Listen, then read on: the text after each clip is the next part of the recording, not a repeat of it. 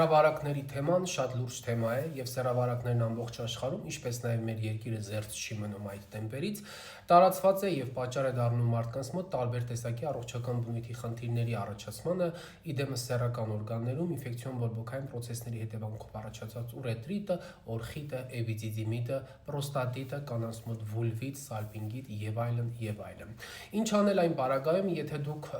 կասկածում եք, որ ունեք սեռավարակ, սակայն չեք ուզում անցնել հետազոտություններ։ Ուզում եմ խոսել եւ ասել այս մասին, չնայած բազմիցս բարձրաձայնվել այն հարցը, որ բազմաթիվ սեռավարակներ մոտ 80% դեպքերում ընթանում են գաղտնի թաքնված ընթացքում եւ բացի հետազոտվելուց եւ իմանալուց որևէ այլ ձևով դուք չեք կարող իմանալ, այդ թվում նաեւ գուշակություններով, բախտագուշակությունով եւ այլն։ Չկան մեթոդներ կամ չկան որևէ սիմպտոմներ։ Եթե դուք ունեցել եք կասկած, ելի առանց պաշտպանվել հարաբերություն, մի նստեք տունը եւ սպասեք բախտին, թե երբ ձեր բախտը կբացվի եւ նշաններն ի հայտ կգան, որ դուք իմանաք ունեք սեռավարակ թե չէ։ Մտածմունքը, ապրումները, անորոշությունից դրդված իրավիճակները ավելի վնասում են ձեր հոգեկան առողջությունը, երբ որ դուք կասկածում եք, չգիտեք եւ չեք իմանում ձեր հարցի պատասխանները։ Դա ավելի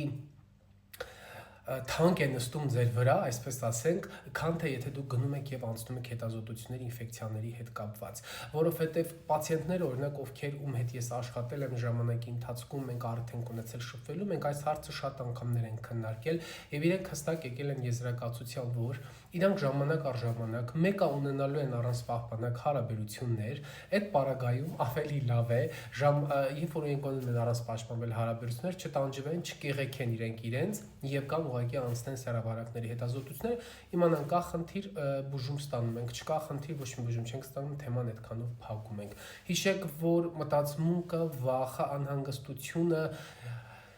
կրծում է ձեզ ներսից, բերելով հոգեկան անդորի խաթարմանը, հոգեկան առողջությունը մարդու համար եւ մեզ բժիշկներիս համար շատ ավելի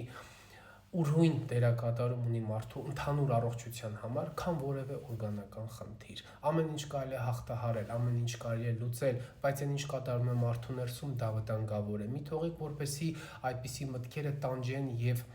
տարանջատեն ձեր մտքերը իրարից։ Կասկածելի Այնպես որ իմ խորհուրդն է խնայեք ձեր նյարդերը եւ հոգեկան առողջությունը, ընդհանրապես կարող եք անցնել հետազոտություններ եւ հասկանալ խնդիր կա թե ոչ եւ այդքանով կարելի է հարցը եզրափակել։